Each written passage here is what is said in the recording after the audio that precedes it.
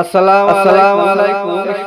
সুন্দর একটা ভাই মাইরুদ্দিন মোল্লা মাদ্রাসায় সুন্দর একটা গজল বলে শোনাবে। হ্যাঁ, শুনুন।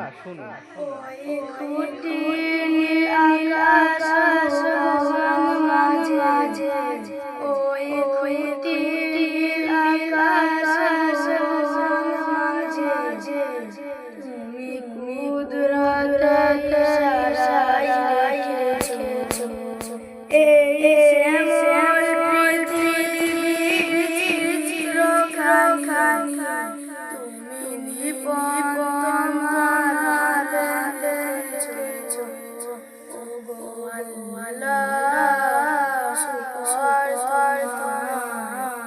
আমার যে